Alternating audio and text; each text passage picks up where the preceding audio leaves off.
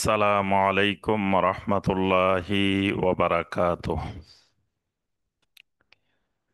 ইন্নাল হামদালিল্লাহ নাহমাদুহু ওয়া নাস্তাঈনুহু ওয়া নাস্তাগফিরুহু ওয়া নাউযু বিল্লাহি মিন শুরুরি আনফুসিনা ওয়া মিন সাইয়্যিআতি আমালিনা। মান ইয়াহদিহিল্লাহু ফালা মুদিল্লা লাহু ومن يضلل فلا هادي له. وأشهد أن لا إله إلا الله وحده لا شريك له. وأشهد أن محمدا عبده ورسوله. يا أيها الذين آمنوا اتقوا الله حق تقاته ولا تموتن إلا وأنتم مسلمون. يا أيها الناس اتقوا ربكم الذي خلقكم من نفس واحدة من نفس واحدة وخلق منها زوجها وبث منهما رجالا كثيرا ونساء. واتقوا الله الذي تساءلون به والأرحام إن الله كان عليكم رقيبا. يا أيها الذين آمنوا اتقوا الله وقولوا قولا سديدا يصلح لكم أعمالكم ويغفر لكم ذنوبكم ومن يطع الله ورسوله فقد فاز فوزا عظيما. أما بعد فإن خير الحديث كتاب الله وخير الهدي هدي محمد صلى الله عليه وسلم وشر الأمور محدثاتها وكل محدثة بدعة وكل بدعة ضلالة وكل ضلالة في النار. اللهم صل على محمد وعلى آل محمد كما صليت على إبراهيم وعلى آل إبراهيم إنك حميد مجيد. اللهم بارك على محمد وعلى آل محمد كما باركت على إبراهيم وعلى آل إبراهيم إنك حميد مجيد. রোড টু সাকসেস কর্তৃক আয়োজিত প্রতি মঙ্গলবারের ধারাবাহিক হালাকাতুজ জিকিরে দ্বীনি মজলিসে অনলাইন এবং অফলাইনের মাধ্যমে উপস্থিত সম্মানিত দিনদার মুসলিম ভাই এবং বোনেরা, আল্লাহ রব্বুল আলমিনের দরবারে কোটি কোটি শুক্রিয়া যে মহান রব্বুল আলমিন আমাদেরকে প্রতি মঙ্গলবারের ন্যায় আজকেও নির্দিষ্ট সময়ে আল্লাহ রব্বুল আলমিনের দ্বীনের অত্যন্ত গুরুত্বপূর্ণ একটি বিষয়ের উপরে সংক্ষিপ্তভাবে কিছু আলোচনা পেশ করার এবং শোনার তৌফিক দিয়েছেন। সে মহান রব্বুল আলমিনের শুকর আদায় করি, সকলে বলি আলহামদুলিল্লাহ। সম্মানিত ভাই ও বোনেরা, আমরা বর্তমানে যে বিষয়টি আলোচনা করা শুরু করেছি,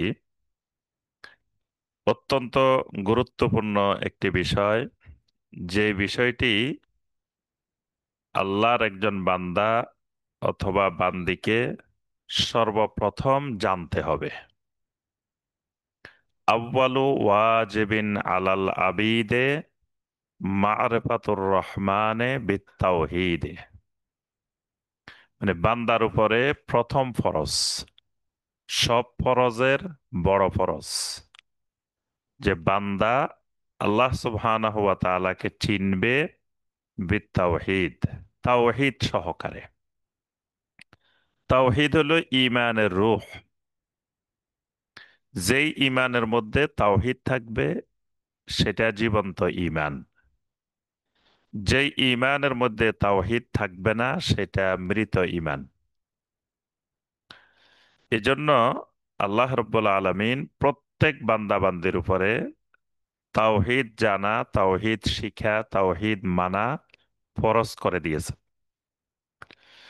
সূরা মুহাম্মাদের ১৯ নম্বর আয়াতে কারিমা, ফাআলাম আন্নাহু লা ইলাহা ইল্লাল্লাহ, তোমরা এলেম শিখো, তোমরা জানো, তোমরা শিখো, আন্নাহু লা ইলাহা ইল্লাল্লাহ, যে আল্লাহ ছাড়া সত্য আর কোনো মাবুদ নাই।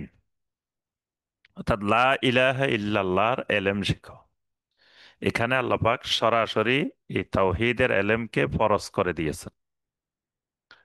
আমরা ধারাবাহিক 10টি পর্বে সংক্ষিপ্তভাবে আমরা তাওহীদের আলোচনা করব ইনশাআল্লাহ। আজকে আমাদের তাওহীদের আলোচনার দ্বিতীয় পর্ব।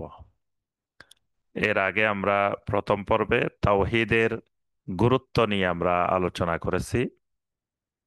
আজকে দ্বিতীয় পর্বে আমরা দুটি বিষয় আলোচনা করব ইনশাআল্লাহ। একটি হলো তাওহীদের পরিচয়, তাওহীদ কাকে বলে, আরেকটি হলো তাওহীদের রোকন। এই দুটি আজকের এই পর্বে আমাদের আলোচনার বিষয়। প্রথমত, তাওহীদ কাকে বলে, তাওহীদ কি, এবং তাওহীদের কালেমাটা কি, এবং তাওহীদের কালেমার আর কি কি নাম আছে, তাওহীদের কালেমাটার অর্থ কি, এই বিষয়গুলো আমরা আজকের এই পর্বে প্রথমে আলোচনা করব। এরপরে তাওহীদের রোকন প্রথমত দুইটি, প্রত্যেকটির আবার 4টি করে 8টি মোট। অর্থাৎ তাওহীদের রোকন প্রথমত দুইটি, কিন্তু মূলত সব মিলে 8টি রোকন। তো এই 8টি রোকন আমরা এই আজকের এই পর্বে আলোচনা করব ইনশাআল্লাহ। প্রথমে আসি তাওহীদের পরিচয়, মাফহুমুত তাওহীদ। তাওহীদ কাকে বলে? তাওহীদ শব্দটি ওয়াহদা, ওয়াহদা থেকে। ওয়াহদা মানে একক। ওয়াহদা বলা হয় একটা ইউনিট, মানে যেটাকে আর ভাগ করা যায় না, এরকম জিনিসকে বলা হয় ওয়াহদা।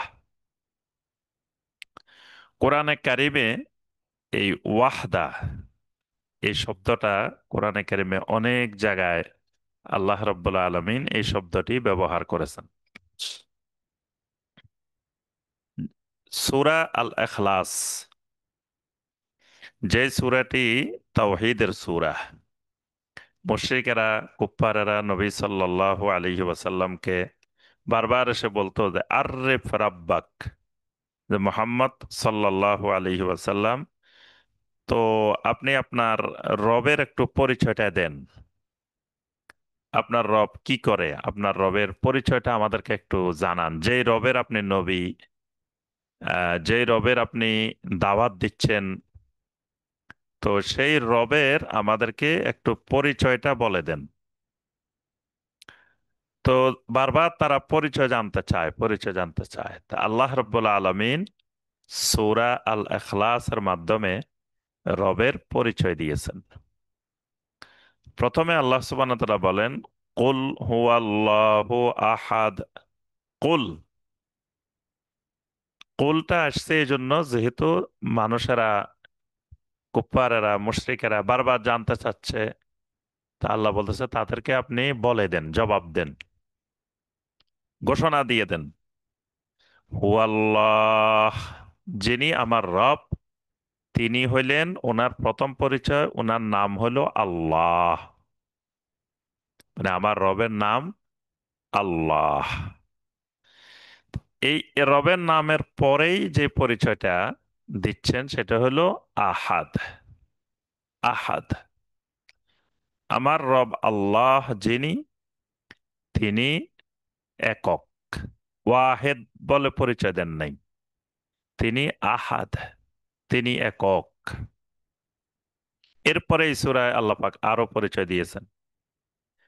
এই জন্য দেখেন, বেলাল রাদিয়াল্লাহু তাআলা আনহুকে যখন তার মনিব, যখন কুফফারেরা নির্যাতন করত, যখন প্রচন্ড উত্তপ্ত মরুভূমির বালুর মধ্যে, গরমের মধ্যে বেলাল রাদিয়াল্লাহু তাআলা আনহুকে শোয়ায় রাখত, মাথার উপরে, বুকের উপরে পাথর চাপা দিয়ে রাখতো, তো তখন বেলাল রাদিয়াল্লাহু তাআলা আনহু জবানে শুধু উচ্চারণ করতেন আহাদ, আহাদ, আহাদ। মানে তাওহীদের ঘোষণা দিতেন যে আমি যে রবের উপরে ঈমান আনছি, যে রবের উপরে ঈমান আনার কারণে তোমরা আমাকে কষ্ট দিচ্ছ, নির্যাতন করছো, আমার রব আহাদ। তিনি কিন্তু আল্লাহ, আল্লাহ, আল্লাহ জিকির করতেন না। বেলাল রাদিয়াল্লাহু তাআলা আনহু, বেলাল রাদিয়াল্লাহু তাআলা আনহু বলতেন আহাদ, আহাদ, আহাদ। কেন? কারণ আল্লাহর উপরে ঈমান আনলে কাফেররা নির্যাতন করতো না। কিন্তু যারা নির্যাতন করতেছে তারাও কিন্তু আল্লাহর উপরে ঈমান আনছে, তারাও আল্লাহকে মানে, আল্লাহকে বিশ্বাস করে, তারা আল্লাহর ঘরে হজ করে, তারা আল্লাহর ঘরের খাদেম, তারা আল্লাহর ঘরের সব সময় পরিচর্যা করে, সব আল্লাহর ঘরে দান করে, সব করে। তাহলে আল্লাহর উপরে ঈমান আনাতে তাদের আপত্তি না। উনি মূলত নির্যাতনের শিকারটা হচ্ছেন কিসের জন্য? আহাদের জন্য। মানে তিনি তাওহীদ, তাওহীদের ভিত্তিতে আল্লাহর উপরে ঈমান আনার কারণে নির্যাতনটা। এই কারণে তিনি জোরে জোরে উচ্চারণ করতেন শুধু আহাদ, আহাদ। নবী সাল্লাল্লাহু আলাইহি ওয়াসাল্লাম যখন পাশ দিয়ে হেঁটে যাচ্ছিলেন, তখন বেলাল রাদিয়াল্লাহু তাআলা আনহুর এই নির্যাতন দেখে নবী সাল্লাল্লাহু আলাইহি ওয়াসাল্লাম জবাব দিলেন, ইসবির, বেলাল তুমি সবর ধরো, আহাদুন ইউনজিকা, তুমি যে আহাদের জিকির করতেছ, ওই আহাদ তোমাকে অচিরেই মুক্তি দিবেন। সুবহানাল্লাহ। মানে বেলালের জবানেও আসতো আহাদ, নবী সাল্লাল্লাহু আলাইহি সাল্লাম কিন্তু কথাটাও বলছেন আহাদুন ইউনজিকা, তুমি যে আহাদ আহাদ করতেছ, ওই আহাদেই তোমাকে নাজাত দিবেন, মুক্তি দিবেন। সুবহানাল্লাহ। তাহলে এখানে আল্লাহ রাব্বুল আলামিন আহাদ শব্দ ব্যবহার করে তাওহীদ বুঝিয়েছেন। কোরআনে কারিমের সূরা আল মুমতাহিনা, সূরা আল মুমতাহিনার 4 নম্বর আয়াত, এখানে আল্লাহ রাব্বুল আলামিন ইব্রাহিম আলাইহিস সালামকে কিয়ামত পর্যন্ত সকল মানুষের জন্য বলছেন যে উসওয়ায়ে হাসানা। মানে সূরা আল আহজাবের 21 নম্বর আয়াতে নবী সাল্লাল্লাহু আলাইহি সাল্লামকে বলা হয়েছে কি? উসওয়ায়ে হাসানা, লাকাদ কানা লাকুম ফি রাসূলিল্লাহি উসওয়াতুন হাসানা। কিন্তু এখানে আল মুমতাহিনার 4 নম্বর আয়াতে ইব্রাহিম আলাইহিস সালামকেও কিয়ামত পর্যন্ত সকল মানুষের জন্য উসওয়ায়ে হাসানা বলা হয়েছে। এখানে আল্লাহ পাক ঘোষণা করেন কাদ কানাত লাকুম উসওয়াতুন হাসানাতুন ফি ইব্রাহিম ওয়াল্লাযীনা মাআহু। ইব্রাহিম এবং ইব্রাহিমের সাথে যারা ঈমানদার, এদের মধ্যে তোমাদের জন্য আছে উসওয়ায়ে হাসানা। কি উসওয়ায়ে হাসানাটা কি? তাওহীদের উসওয়ায়ে হাসানা। ইব্রাহিম আলাইহিস সালাম হলেন তাওহীদের ইমাম। ইমাম ও আহলে তাওহীদ বলা হয় তাকে। মানে আল্লাহর জমিনে সবচেয়ে বেশি তাওহীদ আর শিরিকের দ্বন্দ্বে ইব্রাহিম আলাইহিস সালামই বেশি, সবচেয়ে বেশি এটার মুখোমুখি হয়েছে। তাওহীদের কারণে তাকে আগুনে নিক্ষেপ করা হয়েছে। তাওহীদের কারণে তাকে বাড়িঘর ছেড়ে হিজরত করতে হয়েছে। তো ইব্রাহিম আলাইহিস সালামের মধ্যে উসওয়ায়ে হাসানা কি? ইদ ক্বালু লিকাওমিহিম, যখন তারা তাদের কওমকে বলে উঠলেন, ইন্না বুরাউ মিনকুম ওয়া মিম্মা তা'বুদুনা মিন দুনিল্লাহ, তোমাদেরকে এবং তোমরা যে সমস্ত বাতিল মাবুদের ইবাদত করো তাদের সবার সাথে আমরা সম্পর্ক ছিন্ন করে দিলাম। তোমরা, আমাদের বাপ হইলেও তোমাদের সাথে আমাদের সম্পর্ক নাই, ভাই হইলেও সম্পর্ক নাই, মা হইলেও সম্পর্ক নাই, সম্পর্ক বিচ্ছিন্ন। এবং কাফারনা বিকুম, তোমাদের এই সব কিছুকে আমরা অস্বীকার করলাম, প্রত্যাখ্যান করলাম, মানি না। তোমাদের এইসব কুফরি শিরিক এগুলো আমরা মানি না। ওয়াবাদা বাইনানা ওয়া বাইনাকুমুল আদাওয়াতু ওয়াল বাগদাউ আবাদান, এই অপছন্দতা, এই শত্রুতা চলতেই থাকবে, চলতেই থাকবে আমাদের মাঝে তোমাদের মাঝে। কতদিন? একদিন শেষ হইতে পারে, এটার শেষও আছে। শেষটা কখন? হাত্তা তুমিনু বিল্লাহি ওয়াহদাহ, ওই দিন আমাদের মাঝে তোমাদের মাঝে এই শত্রুতা হিংসা বিদ্বেষ শেষ হয়ে যাবে, যেদিন তোমরা তাওহীদের ভিত্তিতে আল্লাহর উপরে ঈমান আনবে। এখানে কিন্তু শুধু আল্লাহর উপরে ঈমান আনবে এটা বলা হয় না, হাত্তা তুমিনু বিল্লাহ বলা হয় না, তুমিনু বিল্লাহি ওয়াহদা, যে যখন তোমরা তাওহীদের ভিত্তিতে আল্লাহর উপরে ঈমান আনবে। তো যখন তাওহীদের ভিত্তিতে আল্লাহর উপরে ঈমান আনবে, তখন তোমরা আমাদের ভাই হয়ে যাবে, তখন তোমরা তাওহীদের ভিত্তিতে ঈমানদার, তাওহীদওয়ালা। তখন তোমাদের মাঝে আর আমাদের মাঝে কোনো দ্বন্দ্ব, কোনো শত্রুতা, এগুলো তখন আর তোমাদের সাথে আমাদের সাথে থাকবে না। তাহলে এখানে আমরা আমাদের আলোচ্য বিষয় কিন্তু ওয়াহদা। এখানে ইব্রাহিম আলাইহিস সালাম সেই দেখেন হাজার হাজার বছর আগে ওয়াহদা এই শব্দ বলে গেছেন। আমরা যেই জিকির নবী সাল্লাল্লাহু আলাইহি ওয়াসাল্লাম শিখিয়েছেন, যে লা ইলাহা ইল্লাল্লাহু ওয়াহদাহু লা শারীকা লাহ, লা ইলাহা ইল্লাল্লাহু ওয়াহদাহু লা শারীকা লাহ। ঈমান আনতে গেলে আমরা আশহাদু আল্লাহ ইলাহা ইল্লাল্লাহু ওয়াহদাহু লা শারীক, কেউ যদি বলে যে না আমি আশহাদু আল্লাহ ইলাহা ইল্লাল্লাহ এই পর্যন্ত ঈমান আনছি, ওয়াহদাহু লা শারীকা লাহু আনি নেই, তাহলে সে কিন্তু ঈমানদার হবে না। আরেকটা জিনিস লক্ষ্য করবেন, কারো ভিতরে ঈমান আছে কি নাই, এটা বোঝার একটা মাধ্যম আছে। মানে কারো ঈমানের সমস্যা আছে কি নাই, এটা বোঝার আল্লাহ পাক একটা মেশিন, একটা মাধ্যম দিয়ে দিছে, মিটার। তো এই মিটারটা কি? মিটারটা হলো, যখন আপনি কারো সামনে তাওহীদের আলোচনা করবেন, তো তখন যার ভিতরে ঈমান আছে তার কাছে এটা খুব মজা লাগবে, সে এটাতে খুবই খুশি। মানে তাওহীদের আলোচনা যদি আপনি 4 ঘন্টা 5 ঘন্টা করেন, সে উঠতে মন চাইবে না, মানে তার এত ভালো লাগবে। যার ঈমানের সমস্যা আছে তার কাছে তাওহীদের আলোচনা ভালো লাগবে না, সে আস্তে করে উঠে চলে যাবে, সে এটারে আলোচনায় মনে করবে না, যে কি আলোচনা করতেছে, এটা কি বলে। তার অর্থ তার ভিতরে ঈমানের সমস্যা আছে। আমি এটা পরীক্ষিত, এই বাংলাদেশের যে কোনো জায়গায় গেলে যখন তাওহীদের আলোচনা করি, তখন দেখা যায় যে কিছু ভাই আছে, তারা একেবারে মানে এত মজা পায়, এত ভালো লাগে, এত খুশি লাগে তাদের কাছে তাওহীদের আলোচনা, তারা উঠতে মন চায় না। কিন্তু আবার কিছু মানুষ আছে তাওহীদের আলোচনা করার সাথে সাথে উঠে চলে যাচ্ছে, মানে সেইটা আলোচনায় মনে করতেছে না এটা, তার কাছে এটার কোনো গুরুত্বই পাচ্ছে না। তার অর্থ হলো তার ভিতরে কিন্তু ইমানের সমস্যা আছে, সে তাওহীদ বুঝে নাই। এজন্য সে দুর্গাপূজার শুভেচ্ছা জানায়, তারপরে সে শিরিকের সাথে আপোস করে, কারণ সে তাওহীদ বুঝে নাই। মূল সমস্যাটা এই জায়গায়। তো এই যে এই কথাটা সূরা জুমারের ৪৫ নম্বর আয়াতে আছে।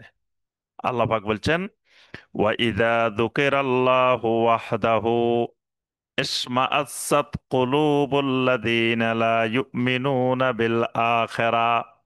যে মানুষগুলো আখিরাতের প্রতি ঈমান আনে না, এদের সামনে যখন ওয়াইদা যুকিরাল্লাহু ওয়াহদা, যখন আল্লাহকে, আল্লাহর তাওহীদের আলোচনা করা হয়, আল্লাহর আলোচনা করলে অসুবিধা নেই, কিন্তু অসুবিধাটা ওই ওয়াহদাহু, ওয়াহদাহুর আলোচনা যখন হয়, ইশমাআসাত, এদের অন্তরগুলো বিচলিত হয়ে ওঠে, মানে অস্থির হয়ে ওঠে, এদের কাছে আর ভালো লাগে না। কিন্তু যখন এই তাওহীদের আলোচনা বাদ দিয়ে অন্য আলোচনা করা হয়, তখন তারা আবার খুব মজা পায়। ইদা হুম ইয়াস্তাবশিরুন, আল্লাহ পাক বলেন, তারা তখন প্রফুল্ল হয়ে ওঠে। ধরো সরকারের বিরুদ্ধে আলোচনা করবেন, খুব খুশি। তারপরে অন্যের বিরুদ্ধে কয়েছে বলবেন, খুব খুশি। কিন্তু তাওহীদের আলোচনা করবেন, খুশি নেই। তা আমরা এখানে দলিলটা দিলাম সূরা জুমারের ৪৫ নম্বর আয়াত, ওয়াহদাহু। এইভাবে কোরআনে কারিমে দেখবেন অনেক আয়াতে আল্লাহ রাব্বুল আলামিন ওয়াহদাহু বলছেন। কেউ কেউ মাঝে মাঝে বলে যে তাওহীদ কোরআনে কোথায় পাইছেন? যেমন অনেকে প্রশ্ন করে আকীদার কথা, আকীদা কোরআনে আছে না, আকীদা শব্দটাই তো কোরআনে নাই। তো অনেকে আবার বলে তাওহীদ কোরআনে কোথায় আছে? কোরআন, পুরা কোরআনের প্রথম বিষয়বস্তুই তাওহীদ। অর্ধেকের বেশি আয়াত হলো তাওহীদের আয়াত। তাহলে আমরা পাইলাম যে তাওহীদের মূল হলো ওয়াহদা। ওয়াহদা মানে একক, একক হিসাবে নির্ধারণ করা। একক মানে যাকে আর ভাগ করা যায় না, সম্পূর্ণই তার জন্য। যেটাকে সূরা আল আনআমের ১৬২ এবং ৬৩ নম্বর আয়াতে আল্লাহ পাক বলেছেন, কুল ইন্না সলাতি ওয়া নুসুকি ওয়া মাহইয়ায়া ওয়া মামাতি লিল্লাহি রাব্বিল আলামিন লা শারীকা লাহু। আল্লাহ পাক বলেন যে, বলো যে আমার সলাত, আমার কোরবানি, আমার জীবন, আমার মরণ সব লিল্লাহি রাব্বিল আলামিন, একমাত্র আল্লাহ রাব্বুল আলামিনের জন্য। লা শারীকা লাহু, এই ব্যাপারে আর কোনো আমার আল্লাহর শরীক নেই, মানে আর কারো জন্য আমি যার্রা পরিমাণও জীবনও দিব না, মৃত্যুও দিব না। তারপরে আমার সলাত, কোনো ইবাদত আল্লাহ ছাড়া কারো জন্য যার্রা পরিমাণও করব না। এটাই তাওহীদ। তাওহীদ কাকে বলে, সংজ্ঞাটা বলি আমরা। অনেক আহলুল আলম তাওহীদের অনেক সংজ্ঞা দিছেন, যে সবগুলো মিলাইলে মূল সংজ্ঞা যেটা, সেটি হলো ইফরাদুল্লাহি সুবহানাহু ওয়া তাআলা ফির রুবুবিয়্যাহ ওয়াল আসমা ওয়াস সিফাত ওয়াল উলুহিয়্যাহ। মানে আল্লাহ রাব্বুল আলামিনকে তিনটি ক্ষেত্রে একক নির্ধারণ করা। আল্লাহ সুবহানাহু ওয়া তাআলাকে তিনটি ক্ষেত্রে একক নির্ধারণ করার নাম তাওহীদ। এই সংজ্ঞাটা শাইখ বিন বাজ রাহিমাহুল্লাহ দিয়েছেন, এবং বর্তমান সৌদি আরবের যিনি গ্র্যান্ড মুফতি শেখ সলে আল ফাউজান হাফেজাহুল্লাহ, তিনিও এই সংজ্ঞাটা দিয়েছেন, যে তাওহীদ হইল আল্লাহ রাব্বুল আলামিনকে রুবুবিয়্যতের ক্ষেত্রে, আসমা ওয়াস সিফাতের ক্ষেত্রে, উলুহিয়্যতের ক্ষেত্রে একক হিসাবে আল্লাহকে মেনে নেওয়া, আল্লাহকে নির্ধারণ করা, এটার নাম তাওহীদ। এটা হলো সংক্ষিপ্ত সংজ্ঞা। তো তিনটা দিক কেন? এই তিনটা দিক মানে ঠিক করলে এর বাইরে আর কোনো দিক নেই, সব এর মধ্যে চলে আসে। মানে এই তিনটা দিক আল্লাহর জন্য নির্দিষ্ট করলে, তাহলে আর কোনো দিকে শিরিক হওয়ার, কুফরি হওয়ার সম্ভাবনা নাই। প্রথমটা কি বলছি আমরা, রুবুবিয়্যাত। রুবুবিয়্যতের ক্ষেত্রে আল্লাহ রাব্বুল আলামিনকে একক গণ্য করা। রুবুবিয়্যতের তিনটা পয়েন্ট আমরা এর আগে বলছি, আরো বিস্তারিত আলোচনা করবো ইনশাল্লাহ আমরা। তাওহীদ রুবুবিয়্যতের প্রকারভেদ যখন আলোচনা করব, তখন আরো বিস্তারিত। সংক্ষেপে কথা হলো, যে খালক, মুলক, তাদবীর, সৃষ্টি, মালিকানা, পরিচালনা, এই তিনটি একমাত্র আল্লাহর জন্য নির্দিষ্ট করা, এটার নাম রুবুবিয়ত। মানে সৃষ্টি যা আছে সব একমাত্র আল্লাহর। আল্লাহ ছাড়া কেউ কিচ্ছু সৃষ্টি করে নাই। আল্লাহ পাক কোরআনে অনেকবার প্রশ্ন করছেন, দেখাও তো দেখি তোমাদের এই মাবুদেরা কি সৃষ্টি করছে, কি বানাইছে, কি বানাইছে। পরে আল্লাহ পাক বলছেন যে তারা তো একটা খেজুরও বানাইতে পারে না, খেজুরের একটা বিচিও বানাইতে পারে না। এমনকি একটা খেজুরের বিচি আর খেজুরের মাঝখানে যে পাতলা একটা পর্দা আছে, কিতমির, এটাকে বলা হয় কিতমির, যে এই পাতলা একটা আবরণ, এইটা বানানোর ক্ষমতাও নাই। খেজুরের বীজের উপরে দি একটা সাদা পাতলা একটা আবরণ আছে না, তা এটাকে বলা হয় কিতমির। তা আল্লাহ পাক বলছে তারা তো খেজুর তো বানাইতে পারবে না, পারবে না, খেজুরের বিচি তো বানাইতে পারবে না, বরং ওই পাতলা আবরণটা বানানোর ক্ষমতাও কারো নেই। তাহলে সৃষ্টি সব একমাত্র আল্লাহর। এই ব্যাপারে কিন্তু কাফেরদেরও মুশরিকদেরও দ্বিমত ছিল না। তারাও বলতো যে সৃষ্টি সব আল্লাহর। তো গন্ডগোলটা পরের দুই জায়গায়। মুলক, মালিকানা। তাহলে সৃষ্টি যেহেতু আল্লাহর, মালিকানাও একমাত্র আল্লাহর। And আল্লাহ বানাই, আরেকজনকে মালিক বানাই দিবে যে যাও তোমারে এই 1 লাখের মালিক বানাই দিলাম, তোমাকে এই 1 কোটির মালিক বানাই দিলাম। এটা আল্লাহ সুবহানাহু ওয়া তাআলা করেন নাই। আল্লাহ পাক নিজে এককভাবে আল্লাহ সৃষ্টি করেছেন, সমস্ত মাখলুকাতের একক মালিকানাও আল্লাহর। তো বান্দা যখন আল্লাহকে একক মালিক মনে করে নিবে, তখন কিন্তু আল্লাহর অনুমতি ছাড়া বান্দা কিছু করতে পারবে না। কারণ আমার নিজের মালিক আল্লাহ, আমার এই শরীরের মালিক আল্লাহ, একমাত্র আল্লাহ। তা আল্লাহ যদি আমার মালিক হয়, তা আমার এই শরীরের জন্য আল্লাহ যা পছন্দ করেন সেটাই করতে হবে। আমার আল্লাহ যদি বলেন যে তুমি দাড়ি রাখো, তাহলে দাড়ি রাখতে হবে। আমার আল্লাহ যদি বলেন তুমি এখানে মুন্ডন করো, এটা সেটা মুন্ডন করতে হবে। কারণ শরীর তো আমার না, শরীরের যিনি মালিক, সে মালিক যদি এটা চায়, মালিক যেভাবে চাইবে, মালিক যদি বলে তুমি বসে থাকো এখানে, বসে থাকবো। আরাফাতের ময়দানে গেলে মালিক বলে বসে থাকো, বাস বসে থাকো। মুজদালিফায় গেলে মালিক বলে শুয়ে থাকো, এখানে শুয়ে থাকো। কাবার সামনে গেলে মালিক বলে এখানে হাঁটো, ঘুরো, এখানে হাঁটো। সাবা মারোয়ায় গেলে মালিক বলে এখান থেকে একটু দৌড় দাও, এখানে একটু দৌড় দাও। মালিক যেভাবে চায়, মালিক চায় ফজরের সময় উঠে যাও, উঠে যাইতে হবে, যেহেতু এই শরীরের মালিক আমি না। আবার আমার অর্থ সম্পদ এগুলো যদি মালিক আমি মনে করি, তখন এগুলোর সাথে আচরণ হবে একরকম। যদি মনে করি আমার টাকা পয়সা সম্পদ যা আছে এগুলোর মালিক কিন্তু আমি না, এগুলার মালিক একমাত্র আল্লাহ, তাহলে ওইটাও, আয়ের ক্ষেত্রেও ওই আল্লাহর নির্দেশনা মানতে হবে, ব্যয়ের ক্ষেত্রেও ওই আল্লাহর নির্দেশনা মানতে হবে। তখন তাওহিদ মানলে এই জন্য মানুষের জীবনের বৈপ্লবিক পরিবর্তন হবে।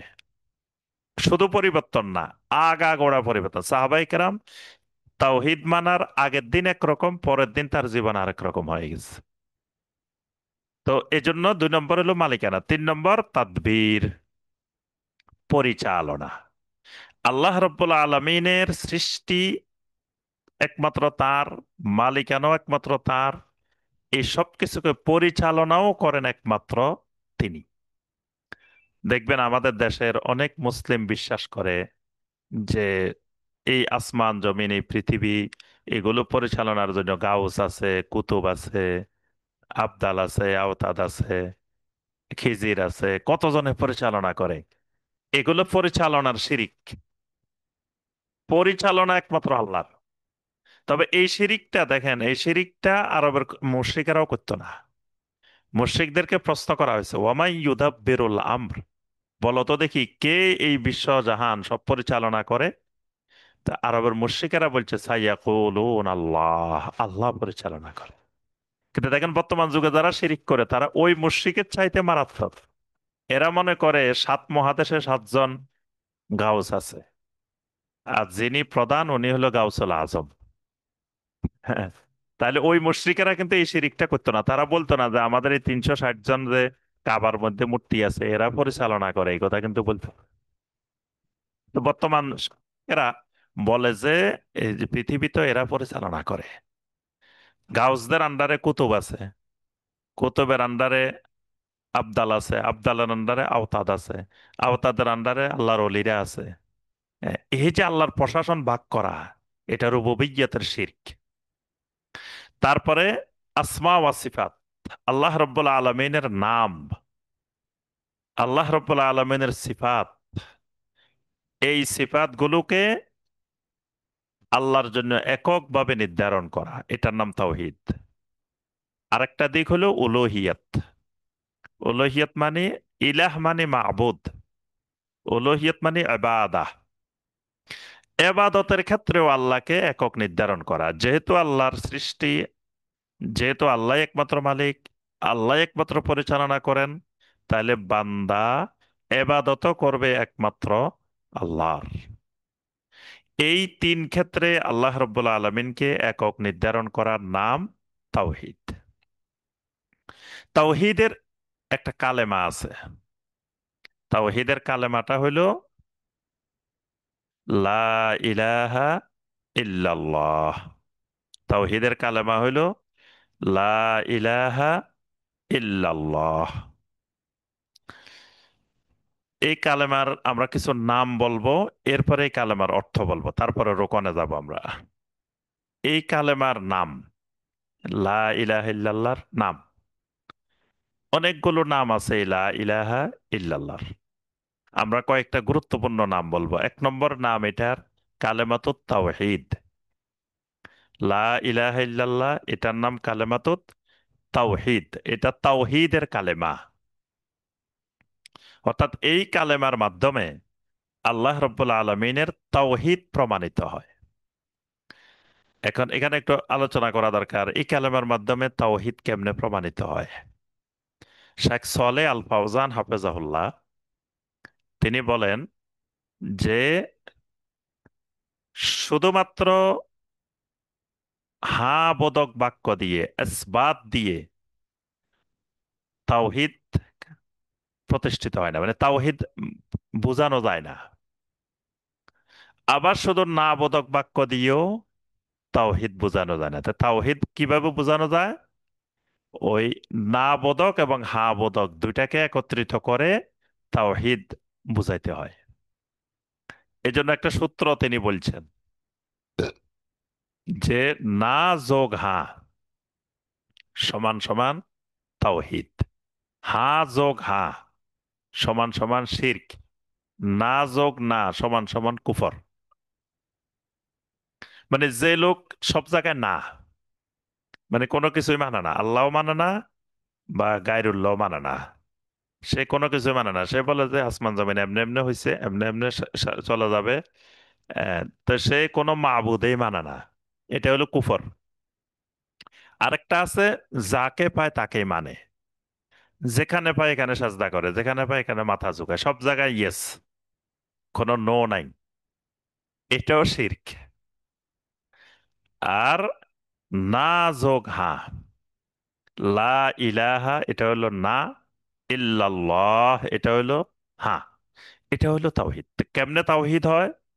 তো শেখ সলে আল ফাউজান হাফেজাহুল্লাহ বলেন যে আমি বললাম খালেদুন কাইমুন, খালেদ দণ্ডায়মান। তো এরপরে যদি আমি জনগণকে জিজ্ঞাসা করি যে খালেদ কোন অবস্থায় আছে, তাহলে দাঁড়ানো অবস্থায় আছে। আচ্ছা, খালেদ ছাড়া বাকিরা কোন অবস্থায় আছে? বাকিরা দাঁড়াইও থাকতে পারে, বসেও থাকতে পারে। এখানে কিন্তু খালেদ যে এককভাবে দাঁড়ানো আছে এটা প্রমাণিত হয়নি, মানে খালেদের তাওহীদ প্রমাণিত হয়নি, দাঁড়ানোর তাওহীদ প্রমাণিত হয়নি। আচ্ছা, বাক্যটাকে যদি বলা হয় লা কায়েমা ইল্লা খালিদুন, মানে না বোধক আর হা বোধক একত্রিত করে যদি বলা হয় লা কায়েমা ইল্লা খালিদুন, খালেদ ব্যতীত আর কেউ দণ্ডায়মান নয়, এবার কিন্তু বোঝা যাবে যে শুধু খালেদেই দাঁড়ানো আছে, বাকিরা সবাই বসে আছে। তাহলে একমাত্র খালেদ দাঁড়িয়ে আছে, খালেদের দাঁড়ানোর তাওহীদ এই বাক্যের মাধ্যমে প্রমাণিত হয়। এই জন্য আল্লাহ রাব্বুল আলামিন আদম আলাইহিস সালাম থেকে মুহাম্মদ রাসূলুল্লাহ সাল্লাল্লাহু আলাইহি সাল্লাম পর্যন্ত এই তাওহীদের কালেমাটা এভাবেই দিয়েছেন যে লা ইলাহা ইল্লাল্লাহ। প্রথমে একবার না করে দেওয়া হয়েছে, কোনো মাবুদ নাই, কোনো সত্য মাবুদ নাই, ইল্লাল্লাহ, শুধুমাত্র আল্লাহ ব্যতীত, আল্লাহ শুধু হক মাবুদ, বাকি কোনো হক মাবুদ নাই। এই জন্য এই কালেমার মাধ্যমে তাওহীদ প্রমাণিত হয়। এই জন্য এই কালেমার নাম কালেমাতুত তাওহীদ। এই কালেমার নাম কালেমাতুল ইখলাস। সূরা আল ইখলাস তাওহীদের সূরা। ইখলাস তাওহীদের আরেক নাম ইখলাস। ইখলাসের বিপরীত শিরক। তো এই জন্য এই লা ইলাহা ইল্লাল্লাহর আরেকটা নাম হলো কালেমাতুল ইখলাস। এই কালেমার আরেক নাম কালেমাতুল্লাহ। সূরা তাওবার মধ্যে আল্লাহ পাক বলেন কালিমাতুল্লাহি হিয়াল উলিয়া, আল্লাহর কালেমাই হলো সর্বোচ্চ। তো এই কালেমাতুল্লাহ মানে লা ইলাহা ইল্লাল্লাহ। এই কালেমার আরেক নাম কালেমাতুত তাকওয়া। এটা তাকওয়ার কালেমা।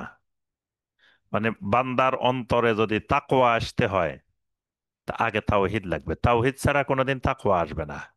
এজন্য যারা শিরিক করে এরা যত পাগড়ি পরুক, যত জুব্বা পরুক, যত দাড়ি রাখুক, যত যা বাহ্যিক দেখা যাক, কিন্তু তাদের অন্তরে তাকওয়া নেই। তাকওয়া আসবে না, শিরিকের মাধ্যমে তাকওয়া আসে না। তাকওয়া আসে তাওহীদের মাধ্যমে। এজন্য দেখবেন তাওহীদের আয়াতের মধ্যে আল্লাহ পাক প্রথমে বলছেন ইত্তাকুল্লাহ। আবার অনেক তাওহীদের আয়াতের শেষে দেখবেন লাআল্লাকুম তাত্তাকুন। যেমন সূরা আল বাকারার 21 নম্বর আয়াত, ইয়া আইয়ুহান নাস উবুদু রাব্বাকুমুল্লাযী খলাকাকুম ওয়াল্লাযীনা মিন ক্বাবলিকুম লাআল্লাকুম তাত্তাকুন। আয়াতটাতে আল্লাহ পাক সমস্ত মানুষকে আহ্বান জানিয়েছেন তাওহীদের। শেষে গিয়ে বলছেন লাআল্লাকুম তাত্তাকুন, তাওহীদ মানলে আশা করা যায় তোমরা মুত্তাকি হইতে পারবে। তাহলে এই তাওহীদ তাকওয়া তৈরি করে। আবার দেখেন সূরা আল আহজাবের 70-71 নম্বর আয়াত, যে একটা আমরা সব সময় পড়ি, ইয়া আইয়ুহাল্লাযীনা আমানুত্তাকুল্লাহা ওয়া কুলু কাওলান সাদীদা। এখানে ইমানদারকে প্রথম বলা হয়েছে ইত্তাকুল্লাহ, এরপরে বলা হয়েছে কুলু কাওলান সাদীদা। এই কাওলান সাদীদা মানে লা ইলাহা ইল্লাল্লাহ। লা ইলাহা ইল্লাল্লাহর আরেক নাম কাওলান সাদীদা। আল কাউলুস সাদীদ, এ কাওলান সাদিদা মানে লা ইলাহা ইল্লাল্লাহ। তো ইমানদাররা আল্লাহকে ভয় করো আর লা ইলাহা ইল্লাল্লাহ বলো। তো তাকুল্লার সাথে কুলু কাওলান সাদিদা, মানে এই তাকওয়া আর এ কাওলান সাদিদা এক সূত্রে গাঁথা। তাকওয়া মানে তাওহীদ যত বাড়বে তত তাকওয়া বাড়বে, তাকওয়া যত বাড়বে খাশিয়াতুল্লাহ বেড়ে যাবে। খাশিয়াতুল্লাহ, যে আল্লাহ পাক বলছেন যালিকা লিমান খাশিয়া রাব্বাহ, জান্নাত তো তাদের জন্যই যারা তাদের রবকে ভয় করে। খাশিয়াতুল্লাহ, তো খাশিয়াতুল্লাহ আসে তাকওয়ার মাধ্যমে। এজন্য সাহাবায়ে কেরামরা সবসময় আল্লাহর ভয়ে ভীত থাকতেন। ওই ওমর রাদিয়াল্লাহু তাআলা আনহু যে ঘটনা, যে মেয়েকে রাত্রে বলতেছে যে দুধের মধ্যে পানি মিশানোর জন্য, যে ওমরের সৈন্যরা আসার আগেই পানি মিশাই দুধ বিক্রি করে চলে আসবা। মেয়ে বলতেছে যে ওমরের সৈন্যরা দেখবে না, কিন্তু আমার আল্লাহ তো দেখে যাবেন। এই যে আল্লাহর ভয়, খাশিয়াতুল্লাহ, হ্যাঁ, এই খাশিয়াতুল্লাহ তৈরি হয় কিভাবে? তাকওয়ার মাধ্যমে। তাকওয়া হয় তাওহীদের মাধ্যমে। এই জন্য এটার নাম কালেমাতুত তাকওয়া। 5 নম্বরে এটার নাম কাউলে সাদিদ, ওইটাও আমরা পাই গেলাম। 6 নম্বরে লা ইলাহা ইল্লাল্লাহর নাম আল কালেমাতুত তয়্যিবা। এটা কালেমায়ে তয়্যিবা। আল্লাহ পাক কোরআনে কারিমের মধ্যে সূরা ইব্রাহিমের 24 নম্বর আয়াতে আল্লাহ পাক বলছেন, আলাম তারা কাইফা দরাবাল্লাহু মাসালান কালিমাতান তয়্যিবাতান কাশাজারাতিন তয়্যিবা আসলুহা সাবিতুন ওয়া ফারউহা ফিস সামা। তোমাদেরকে এমন একটা কালেমা দিয়েছি যেটা কালেমাতান তয়্যিবাতান, একটা উত্তম কালেমা। উত্তম কালেমাটা লা ইলাহা ইল্লাল্লাহ। এটা কি রকম? কা শাজারাতিন তয়্যিবা, একটা উত্তম গাছের মতো, যে গাছের মূল জমিনে, শাখা প্রশাখা আসমানে। সুবহানাল্লাহ। তাহলে এই কালেমার আরেক নাম আল কালেমাতু তয়্যিবা। এই কালেমার আরেক নাম কালেমাতু সাওয়া। সাওয়া মানে সমান সমান। মানে আদম আলাইহিস সালাম থেকে মোহাম্মদ রসুল্লাহ সাল্লাল্লাহু আলাইহি সাল্লাম পর্যন্ত কালিমার প্রথম অংশ সমান সমান। সব নবীরা লা ইলাহা ইল্লাল্লাহর দাওয়াত দিয়েছেন, শেষের অংশ পরিবর্তন হয়েছে। লা ইলাহা ইল্লাল্লাহু নূহুন নাবিয়্যুল্লাহ, লা ইলাহা ইল্লাল্লাহু ইব্রাহিমু খলিলুল্লাহ, লা ইলাহা ইল্লাল্লাহু মূসা কালিমুল্লাহ, লা ইলাহা ইল্লাল্লাহু ঈসা রূহুল্লাহ, লা ইলাহা ইল্লাল্লাহু মুহাম্মাদুর রাসূলুল্লাহ সাল্লাল্লাহু আলাইহি ওয়াসাল্লাম। অর্থাৎ শেষের অংশ পরিবর্তন হয়েছে কিন্তু প্রথম অংশের কোনো পরিবর্তন নাই। এজন্য আল্লাহ পাক বলছেন, কুল ইয়া আহলাল কিতাবে তাআলাও ইলা কালিমাতিন সাওয়াইম বাইনানা ওয়া বাইনাকুম। হে আহলে কিতাবেরা, এমন একটি কালেমার দিকে আসো যেটি আমাদের মাঝে আর তোমাদের মাঝে সমান সমান, সাওয়া সাওয়া। কালিমাতিন সাওয়াইন, এই কালিমাতিন সাওয়াইন লা ইলাহা ইল্লাল্লাহ। এই কালেমার আরেক নাম আল কালিমাতুল বাকিয়া। বাকিয়া, বাকিয়া মানে অবশিষ্ট থাকবে, মানে সব নিঃশেষ হয়ে যাবে, সব আমার থেকে বিদায় নিবে, কিন্তু এই কালেমা আমার থেকে বিদায় নিবে না। এই কালেমা আমাকে জান্নাতে পৌঁছায় দেওয়া পর্যন্ত আমার সাথে সাথে থাকবে। কারণ জান্নাতের তালা খুলতে হলে এটা লাগবে। তো চাবি যদি দুনিয়াতে রাখি চলে যাই, যে আমি চাবি বাড়িতে রাখি চলে গেছি, কবরে চলে গেছি একা একা, চাবি নেই। কিয়ামতের ময়দানে দাঁড়াইছি, চাবি নেই। ফুলসেরাতে গেছি, চাবি নেই। জান্নাতের সামনে গেছি, চাবি নেই। তো জান্নাত খুলবো কি দিয়ে? তো জান্নাতের চাবি হলো কি লা ইলাহা ইল্লাল্লাহ। তো এই লা ইলাহা ইল্লাল্লাহ এটা কালেমাতুল বাকিয়া। এটা আমার সাথে সাথে সাথে সাথে থাকবে। কবরে যাওয়ার পরে আমার থেকে আমার সম্পদ বিদায় নিবে, আহাল বিদায় নিবে, কিন্তু এটা বিদায় নিবে না। এজন্য এই কালেমার নাম কালেমাতুল বাকিয়া। এই কালেমার নাম আল উরওয়াতুল ওয়াসকা। উরওয়াতুল ওয়াসকা মানে সুদৃঢ় বন্ধন, শক্ত বন্ধন। মানে এমন একটা ঘিরা, এটা এমন শক্ত করে দেওয়া হয়, সারা পৃথিবীর মানুষ টানলেও এটা ছিঁড়া যায় না। এরকম গিরাকে বলা হয় আল উরওয়াতুল ওয়াসকা। সূরা আল বাকারা 256 নম্বর আয়াত। ফামান ইয়াকফুর বিত্তাগুতি ওয়া ইউমিন বিল্লাহি ফাকাদ ইসতামসাকা বিল উরওয়াতিল ওয়াসকা। সে এমন এক সুদৃঢ় বন্ধন, এমন এক সুদৃঢ় রশি শক্ত করে ধরল, লান ফিসাম আলাহা, যেটাকে ছিঁড়া যায় না, যেটা থেকে বিচ্ছিন্ন করে। এই জন্য যে লা ইলাহা ইল্লাল্লাহ পাইছে, তাকে দুনিয়ার অত্যাচার নির্যাতন, তাকে হত্যা করা হয়েছে, আগুনে পালানো হয়েছে, তাও লা ইলাহা ইল্লাল্লাহ ছাড়ে নাই। এই লা ইলাহা ইল্লাল্লাহটা আল উরওয়াতুল ওয়াসকা। এটার আরেক নাম আল কাউলুস সাবিত। সূরা ইব্রাহিমের 27 নম্বর আয়াত। ইউসাব্বিতুল্লাহুল্লাযীনা আমানু বিল কাউলিস সাবিত ফিল হায়াতিদ দুনিয়া ওয়া ফিল আখিরাহ। আল্লাহ পাক ইমানদারদেরকে দুনিয়া এবং আখিরাতে সাবেত রাখবেন। সাবেত রাখবেন কিসের দ্বারা? বিল কাউলিস সাবিত, মানে লা ইলাহা ইল্লাল্লাহ দিয়ে। তাহলে আমরা লা ইলাহা ইল্লাল্লাহর অনেকগুলো গুরুত্বপূর্ণ নাম আমরা জানলাম। এবার আসেন লা ইলাহা ইল্লাল্লাহর অর্থ, যেটা আমাদের সমাজের অধিকাংশ মানুষ ভুল করে। লা ইলাহা ইল্লাল্লাহর অর্থ জিজ্ঞাসা করলে কেউ বলে আল্লাহ ব্যতীত কোনো মাবুদ নাই, কেউ বলে কিছুর থেকে কিছু হয় না, যা হয় আল্লাহ থেকে হয়। এটা কালেমার সঠিক অর্থ না। কালেমার সঠিক অর্থ হইলো লা ইলাহা ইল্লাল্লাহর অর্থ হইলো লা মাবুদা বিহাক্কিন ইল্লাল্লাহ। আল্লাহ ব্যতীত সত্য কোনো মাবুদ নেই। কারণ মাবুদ, যারই মানুষ আবাদত করে তাকে মাবুদ বলা হয়। কবরের ইবাদত করলে কবর তার মাবুদ, গাছের ইবাদত করলে গাছ তার মাবুদ, সূর্যের ইবাদত করলে সূর্য তার মাবুদ, যেটার ইবাদত করে সেটা তার মাবুদ। তো মাবুদ তো জমিনে হাজার হাজার। তখন আমি যদি বলি আল্লাহ ব্যতীত কোনো মাবুদ নাই, এটার অর্থ শেখ সালেহ আল ফাওজান হাফেজাউল্লাহর যে মানহাজ বইটা আছে এটার মধ্যে দেখবেন তিনি বলছেন, যদি কেউ বলে আল্লাহ ব্যতীত কোনো মাবুদ নাই, তার অর্থ হলো সে সমস্ত এই বাতিল মাবুদকে আল্লাহ বানাই দিছে। যেটা ওই যে ওয়াহদাতুল উজুদ, তো সবকিছুর মধ্যে আল্লাহ, তো তাহলে যার ইবাদত করতেছে সেটাই আল্লাহ হয়ে যায়। এই অর্থ সঠিক না। এর জন্য অর্থ হবে আল্লাহ ব্যতীত সত্য কোনো মাবুদ নাই।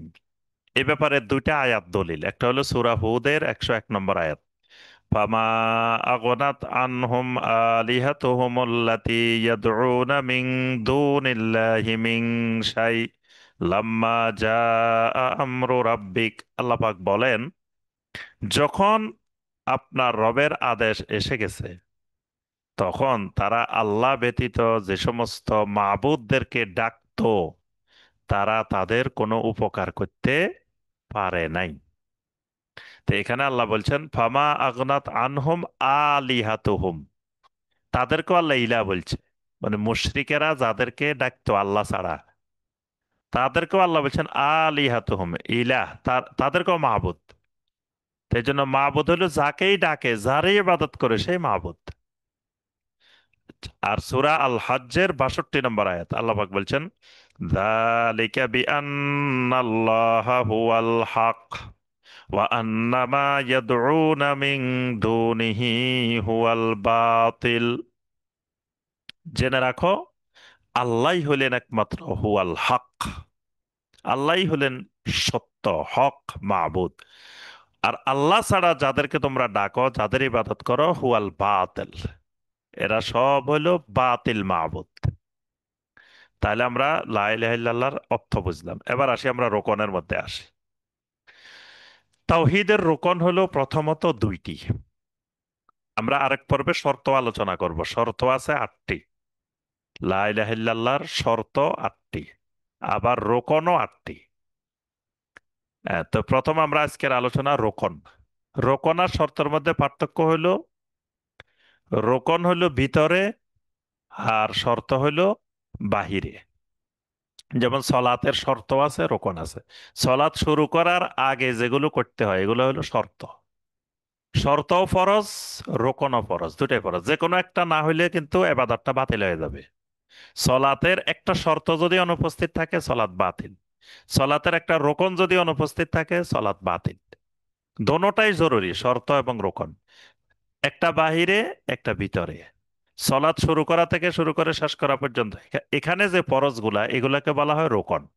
আর সলাৎ শুরু করার আগে ক্যাবলামুখী হওয়া, শরীর পাক হওয়া, জাগা পাক হওয়া, তারপর ওযু করা, আরো যা যা আছে এগুলো হলো শর্ত। এটা হলো শর্ত আর রোকনের মধ্যে মৌলিক পার্থক্য। আরো অনেক পার্থক্য আছে। শর্তের অনুপস্থিতিতে রোকন বাতিল, কিন্তু রোকনের অনুপস্থিতিতে শর্ত বাতিল হয় না। যেমন অজু করা সলাতের শর্ত, তো কেউ যদি অজু ছাড়া সলাত আদায় করে সলাত বাতিল, মানে শর্ত ছাড়া সেই রোকন আদায় করছে। যেহেতু শর্ত বাহিরে, এই জন্য শর্ত আগে তো করতেই হবে, শর্ত ছাড়া করলে তার রোকনে বাতিল হয়ে যাবে।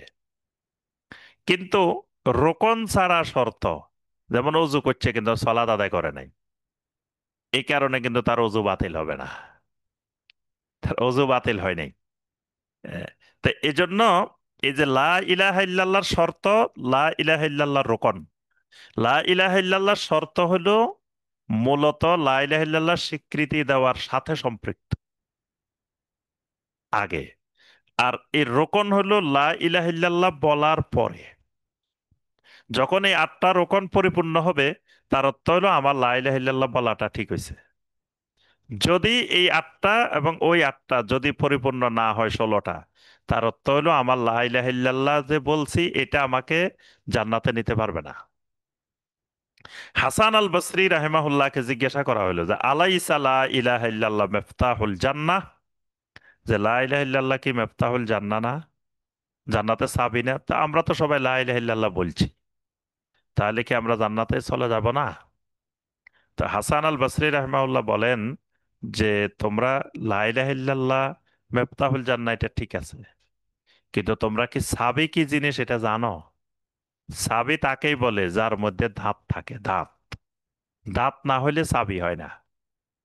তো লা ইলাহা ইল্লাল্লাহরও দাঁত আছে। জান্নাতে যে তালা লাগানো আছে ওই তালার মধ্যে যে দাঁত, তোমার লা ইলাহা ইল্লাল্লাহর দাঁত যদি মিলে যায় তাহলে চাবি দিলে তালা খুলবে।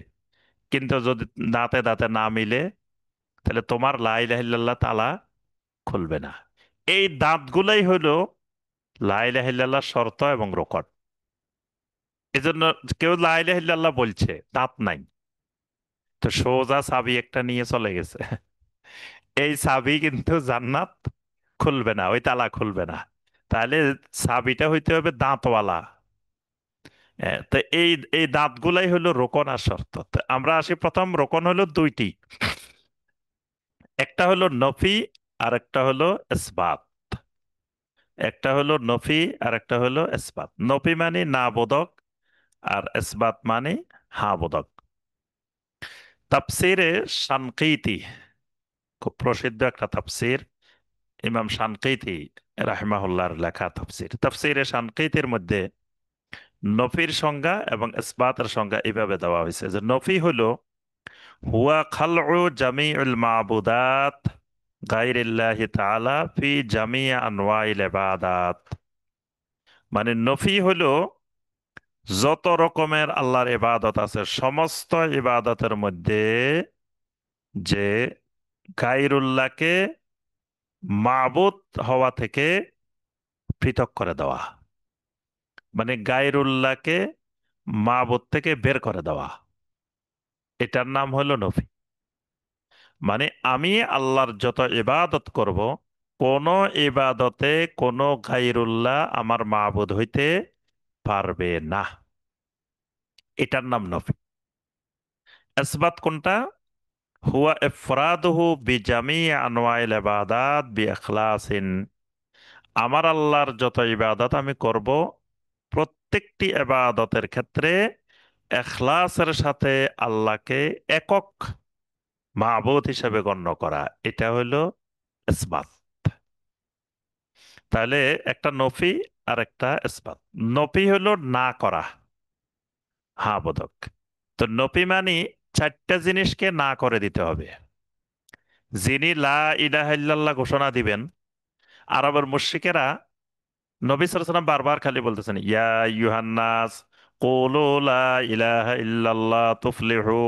ও মানুষেরা তোমরা লা ইলাহা ইল্লাল্লাহ বলো, লা ইলাহা ইল্লাল্লাহ বললে দুনিয়াও সফল আখিরাতও সফল। কিন্তু মানুষগুলো আল্লাহকে মানে, কিন্তু লা ইলাহা ইল্লাল্লাহ বলতে রাজি হয় না। তারা কিন্তু আল্লাহকে অস্বীকার করে না। তারা আল্লাহকে মানে, আল্লাহর ঘরে হজ করে, আল্লাহর কত ইবাদত করে। কিন্তু তারা নামও রাখে আব্দুল্লাহ। দেখেন নবী সাল্লাল্লাহু আলাইহি ওয়াসাল্লামের দাদা আব্দুল মুত্তালিব, ছেলের নাম রাখছে আব্দুল্লাহ। তা আল্লাহকে বিশ্বাস না করলে কি ছেলের নাম আব্দুল্লাহ রাখছে? তাহলে আল্লাহকে বিশ্বাস করে কিন্তু লা ইলাহা ইল্লাল্লাহ বলতে রাজি হয় না। তাহলে বোঝা যায় আল্লাহকে বিশ্বাস করা আর লা ইলাহা ইল্লাল্লাহ দুই জিনিস। তো লা ইলাহা ইল্লাল্লাহ বলতে রাজি হয় না কেন? ওই যে লা ইলাহা ইল্লাল্লাহ বলে চারটা জিনিসকে না করতে হবে। তো এরা বুঝি শুনি লা ইলাহা ইল্লাল্লাহ বলে নাই কিন্তু। এরা বুঝছে যে লা ইলাহা ইল্লাল্লাহ বললে এই চারটা জিনিসকে না করতে হবে, তা আমরা না করতে পারবো না, এই জন্য লা ইলাহা ইল্লাল্লাহ বলে নাই। কিন্তু যারা লা ইলাহা ইল্লাল্লাহ পড়ছি, তারা কোনটা না করতে হবে কোনটা হা করতে হবে এটাই বুঝি নেই।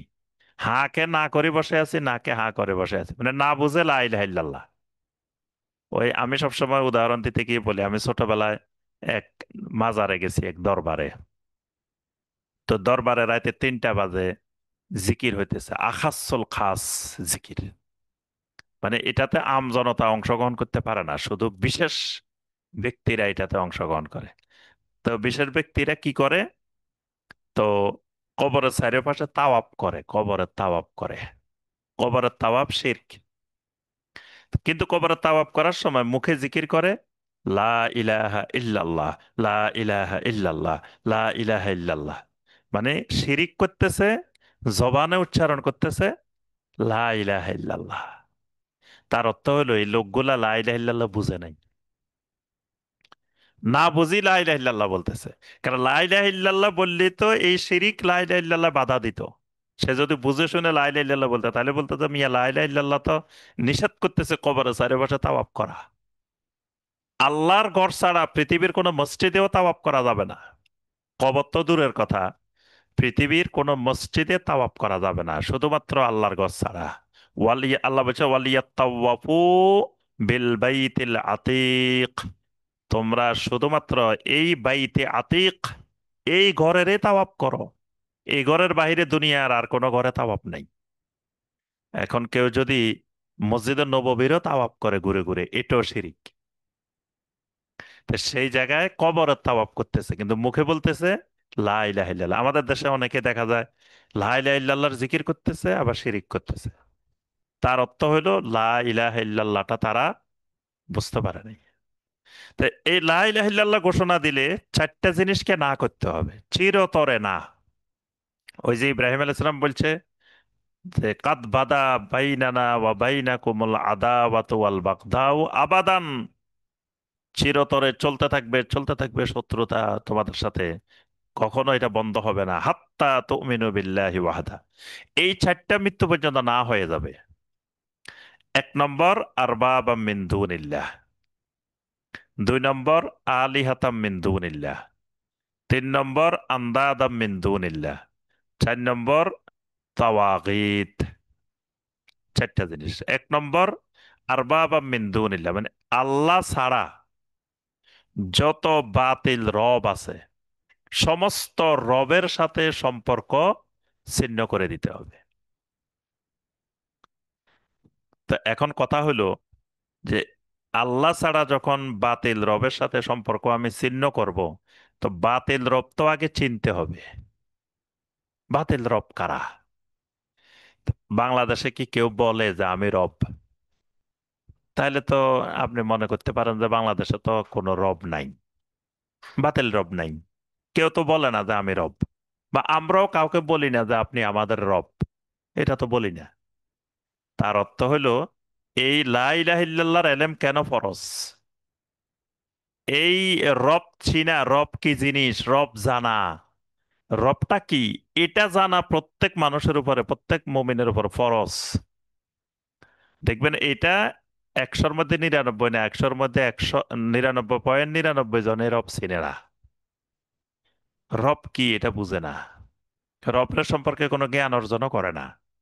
এই কারণে হয় নিজে রব হয়ে বসে রয়েছে, অথবা হাজার হাজার বাতিল রব সে মেনে নিতেছে, রবে বুঝতেছে না। অথচ সূরা আল ফাতিহার মধ্যে আল্লাহ পাক বারবার আলহামদুলিল্লাহি রাব্বিল আলামিন বারবার শিক্ষা দিচ্ছেন আল্লাহকে রব মানো, একমাত্র রব মানো। কবরে গেলে প্রথম প্রশ্নটা আমার রব্বুকা, রবের প্রশ্ন। তাহলে রব সম্পর্কে জানতে হবে।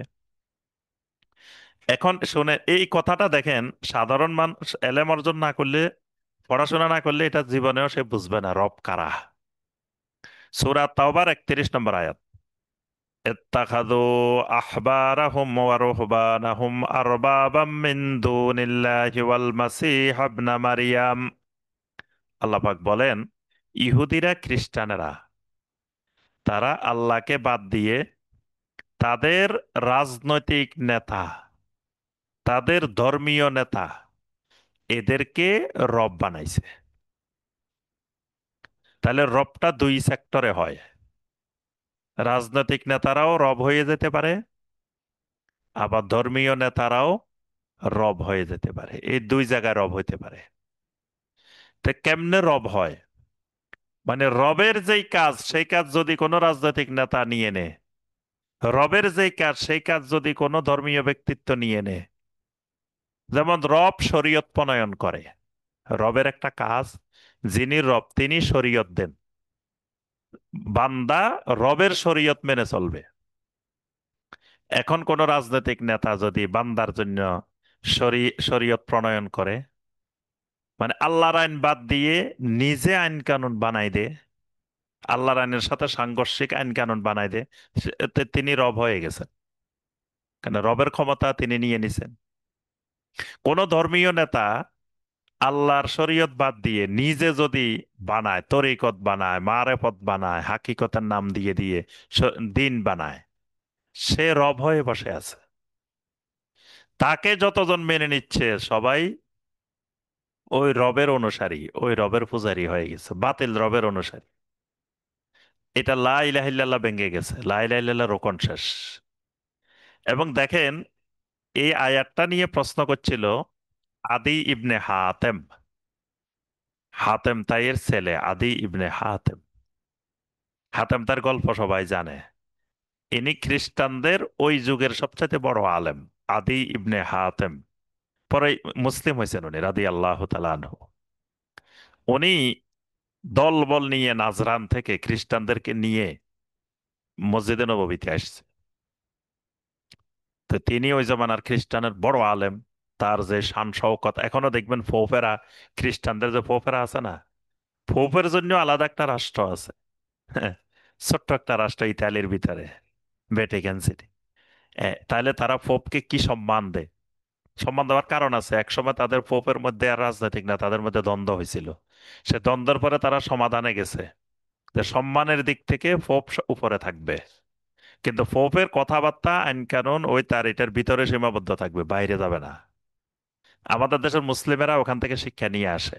দেখুন, পশ্চিমা থেকে যারা আসে, এরা আসে বলে যে ধর্ম আলাদা, রাজনীতি আলাদা। ধর্মের সাথে রাজনীতিকে একত্রিত করা যাবে না, দুইটা আলাদা। ওইটা ওদের খ্রিস্টানদের শিখানো জিনিস। খ্রিস্টানরা পরে এটা আলাদা করে নিছে। তো এই জন্য ওই পোপকে আলাদা রাষ্ট্র বানাই দিছে, আলাদা সম্মান দেয়। সে সম্মানের ক্ষেত্রে সবার উপরে, কিন্তু তার সম্মান ওই মসজিদের ভিতরে, ধর্ম, ওই উপাসনালয়ের ভিতরে। তো এই জন্য তাদের কথা হুজুরেরা কথা বলবো মসজিদের ভিতরে, মসজিদের বাহিরে ইসলামের কিছু বলা যাবে না।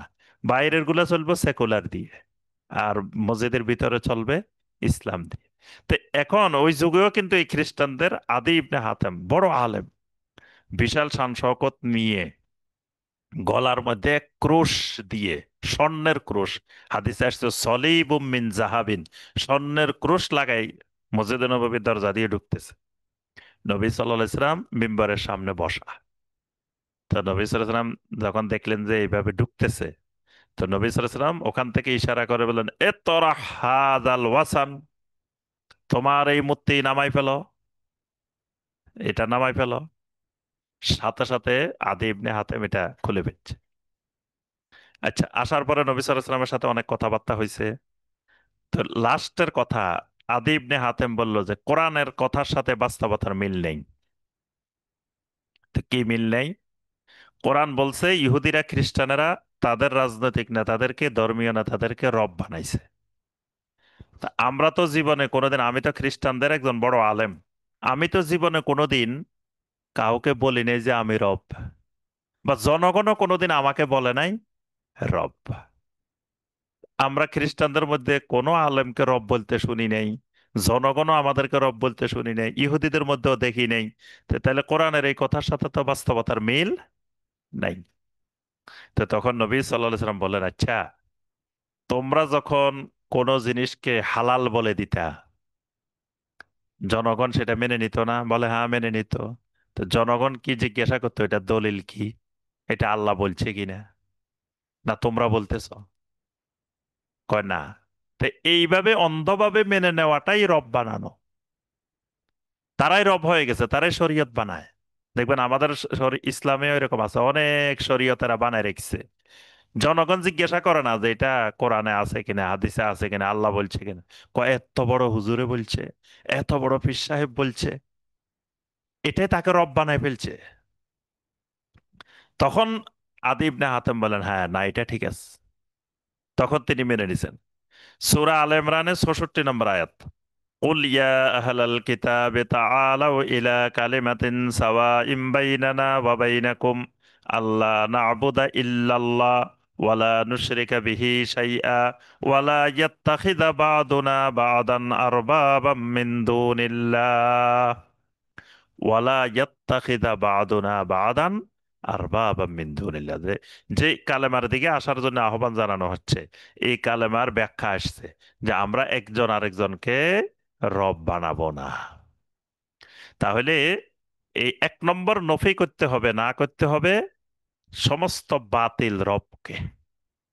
এটার আরো বিস্তারিত আলোচনা, রব চিনতে হবে, রব কি জিনিস। 2 নম্বর, আলিহাতাম মিন দুনিল্লাহ, আল্লাহ ছাড়া জমিনে যত বাতিল মাবুদ আছে, সমস্ত বাতিল মাবুদের সাথে সম্পর্ক ছিন্ন করতে হবে। এখন ধরেন অমুসলিমেরা দুর্গা পূজা করতেছে বা অন্য একটা পূজা করতেছে, তো তারা সেখানে বাতিল মাবুদের ইবাদত করতেছে। এখন আমি আনন্দে স্বাচ্ছন্দ্যে সেখানে যাই অংশগ্রহণ করলাম, তার অর্থ হলো আমি বাতিল মাবুদকে না করি নাই, বাতিল মাবুদের উপরে আমি সন্তুষ্ট। এই বাতিল মাবুদের সাথে সম্পর্ক ছিন্ন করা ফরজ। ধরেন একটা মাজারে মানুষ সাজদা করতেছে, আমি বললাম যে না, আমি সাজদা করবো না, এমনি আমি সেখানে দেখে আসি, যাই, যাওয়া যাবে না, তাহলে আমি বাতিল মাবুদের সাথে সম্পর্ক ছিন্ন করি নেই। যত জায়গায় বাতিল মাবুদ আছে, বাতিল মাবুদ মানে একটু আগে আমরা বলছি, মানুষ যার ইবাদত করতেছে, মানুষ একটা গাছের ইবাদত করতেছে, মানুষ একটা মাছের ইবাদত করতেছে, মানুষ একটা গরুর ইবাদত করতেছে, বা মানুষ কিছু একটা ইবাদত করতেছে, সেই বাতিল মাবুদের সাথে আমার সম্পর্ক ছিন্ন করতে হবে। ইব্রাহিম আলাইহিস সালাম কিন্তু শুধু তার বাপের সাথে কওমের সাথে সম্পর্ক ছিন্ন করেন নাই, সাথে সাথে বলছেন ওয়ামিম্মা তা'বুদুনা মিন দুনিল্লাহ, তোমরা আল্লাহ ছাড়া যে সকল বাতিল মাবুদের ইবাদত করো তাদের সাথেও সম্পর্ক ছিন্ন করলে। তো তাহলে 2 নম্বর, আলিহাতাম মিন দুনিল্লাহ, সূরা আল মুমিনুনের 117 নম্বর আয়াত, আল্লাহ পাক বলছেন ওয়ামাই ইয়াদউ মা'আল্লাহি ইলাহান আখারা লা বুরহানা লাহু বিহ, আল্লাহর সঙ্গে যারা অন্য মাবুদকে ডাকে এই ব্যাপারে কোনো দলিল প্রমাণ নাই। অর্থাৎ আল্লাহর সঙ্গে অন্য কোনো মাবুদকে কোনো অবস্থায় মেনে নেওয়া যাবে না, তাদের সাথে সম্পর্ক ছিন্ন করতে হবে। 3 নম্বর, আন্দাদাম মিন দুনিল্লাহ, আন্দাদাম মিন দুনিল্লাহ মানে আল্লাহর সমকক্ষ নির্ধারণ করা। জমিনে যারা আল্লাহর সমকক্ষ হয়ে বসে আছে তাদের সাথে সম্পর্ক বিচ্ছিন্ন করা। এখন এখানেও কিন্তু লেখাপড়ার বিষয় আছে, গবেষণার বিষয় আছে, যে আল্লাহর সমকক্ষ কারা। কেউ তো বলে না যে আমি আল্লাহর সমকক্ষ, এরকম তো বাংলাদেশে কোনো মানুষ দাবি করে না। তা তাহলে আল্লাহ বলতেছেন আমার সমকক্ষ কাউকে নির্ধারণ করিও না। তো নিশ্চয় মানুষেরা আল্লাহর সমকক্ষ নির্ধারণ করে, এই জন্যই তো আল্লাহ মানা করছেন।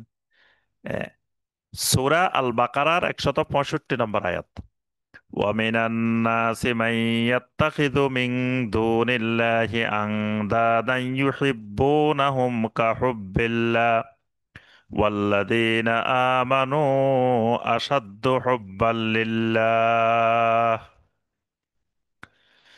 কিছু মানুষ আছে যারা মাইয়াত্তাখিযু মিন দুনিল্লাহি আনদাদান, যারা আল্লাহকে বাদ দিয়ে অন্যকে আল্লাহর সমকক্ষ বানায়। ইউহিব্বুনাহুম কাহুব্বিল্লাহ, সমকক্ষটা বিভিন্ন ক্ষেত্রে হতে পারে, আল্লাহ পাক এখানে একটা ক্ষেত্র বলছেন, সেটা হলো মহব্বতের ক্ষেত্রে, ইউহিব্বুনাহুম কাহুব্বিল্লাহ, তাদেরকে আল্লাহর ভালোবাসার মতো ভালোবাসে। অথচ ওয়াল্লাযীনা আমানু আসাদ্দু হুব্বাল লিল্লাহ, ইমানদারেরা সবচাইতে বেশি ভালোবাসে আল্লাহ রাব্বুল আলামিনকে। তো যারা আল্লাহর সমকক্ষ নির্ধারণ করে, এদের সামনে আপনি আল্লাহকে কিছু বললে এদের মনে কষ্ট যায় না, আল্লাহর দিন নিয়ে কিছু বললে মনে কষ্ট যায় না, আল্লাহর রাসূল নিয়ে কিছু বললে মনে কষ্ট যায় না। কিন্তু যদি তার ওই বাতিল মাবুদ নিয়ে কিছু বলেন, দেখবেন বাংলাদেশে অনেকে আছে, পীর সাহেবকে নিয়ে যদি কিছু বলেন সে প্রচন্ড মনে কষ্ট পাইছে। হ্যাঁ, ইমামকে নিয়ে কিছু বলছেন, খুব মনে কষ্ট পাইছে। কিন্তু যদি আল্লাহর দিন নিয়ে কিছু বলেন, নবী সাল্লাল্লাহু আলাইহি ওয়াসাল্লামের হাদিস নিয়ে কিছু বলেন, সে মনে কষ্ট পায় না। এগুলাতে মনে কষ্ট আসে, তার অর্থ হলো আল্লাহর ভালোবাসার মতো একে ভালোবাসে। এবং ওরা গান গায় যে কত বাবাকে কত ভালোবাসি, আল্লাহর মতো ভালোবাসে। এই আল্লাহর মতো ভালোবাসা এটা শিরক। এই জন্য জমিনে যারা আল্লাহর সমকক্ষ হয়ে আছে এদের সাথে সম্পর্ক ছিন্ন করতে হবে। আল্লাহর সমকক্ষর আরো অনেক ব্যাপক ব্যাখ্যা আছে। আল্লাহ রব্বুল আলামিন বান্দার জন্য আইন দিবেন, আইন দেওয়ার মালিক একমাত্র আল্লাহ। ইনিল হুকমু ইল্লা লিল্লাহ। কোরআন কারিমে এই আয়াতটা কয়েকবার আছে যে বান্দার জন্য হুকুম করার অধিকার, আইন দেওয়ার অধিকার একমাত্র আল্লাহর। আল্লাহ ছাড়া বান্দাকে কেউ আইন দিতে পারে না, কারণ এগুলো আল্লাহর বান্দা, আল্লাহ আইন দিবেন। এরপরে আল্লাহ পাক বলছেন, আলা লাহুল খালকু ওয়াল আমরু তাবারাকাল্লাহু রাব্বুল আলামিন। জেনে রাখো, সৃষ্টি যার, নির্দেশও হবে, হুকুমও হবে, আইনও হবে তার। মানে সৃষ্টি আল্লাহর, আইন তৈরি করবে, আইন দিবে আরেকজন, এটা হইতে পারে না। তাহলে আল্লাহর বান্দাদের উপরে কেউ যদি নিজেরা আইন তৈরি করে দেয়, তাহলে এরা আল্লাহর সমকক্ষ। যারা নিজেরা আইন বানায়, আইন তৈরি করে মানুষকে দেয়, তো আইন তৈরি করে দিবে আল্লাহ বান্দার জন্য। তো যারা আল্লাহর এই ক্ষমতা ছিনিয়ে নেয়, এরাও কিন্তু আন্দাদাম মিন দুনিল্লাহ। এদের সাথে সম্পর্ক ছিন্ন করতে হবে। দেখবেন এই যে রোকনগুলা যদি কেউ বুঝে, তাহলে আপনি বাংলাদেশে দিনের বেলায় হারিকেন নিয়ে খুঁজে কোনো ইমানদার খুঁজে পাওয়া যাবে না। মানে এক বিজ্ঞানী দিনের বেলায় হারিকেন নিয়ে ঘুরতেছে, সূর্যের আলোর মধ্যে দিনের বেলায় হারিকেন নিয়ে হাঁটে রাস্তা রাস্তায়। তো সবাই বলে যে বিজ্ঞানী সাহেব তো গবেষণা করতে করতে মাথা শেষ। বিজ্ঞানীরা এমনি একটু পাগলা পাগলা টাইপের থাকে, তারা গবেষণা করতে করতে, হ্যাঁ। তা এখন উনি দিনের বেলা হারিকেন নিয়ে ঘুরে, হ্যাঁ। তো সবাই জিজ্ঞাসা করে, আপনি কি খুঁজতেছেন হারিকেন দিয়ে? তো বলতেছে, আবহাসু আন ইনসান, আমি মানুষ খুঁজি, ইনসান খুঁজি, মানুষ খুঁজতেছি। এখন সবাই বলে যে আমাদেরকে যে আশেপাশে দেখতেছেন, আমরা কি মানুষ না? আমরা তো আপনার চতুর্দিকেই আছি, তা আপনি যে খুঁজতেছেন, আমরা কি মানুষ না? তো বিজ্ঞানী বলতেছেন, না, আসলে তোমরা মানুষ না, তোমাদের উপরের কায়াটা মানুষ, ভিতরে তোমরা কেউ কুকুর, কেউ শিয়াল, কেউ গরু, কেউ ছাগল, কেউ বাঘ, কেউ এক একজন এক এক প্রকৃতির এক এক জিনিস। তা আমি খুঁজতেছি যার উপরে দিয়েও মানুষ, ভিতরেও মানুষ। এরকম মানুষ আমি দিনের বেলা সূর্যের আলো তো দেখতেছি না, আবার হাড়ি কেন নিছি তাও পাইতেছি না। এরকম মানুষ খুঁজে পাচ্ছি না।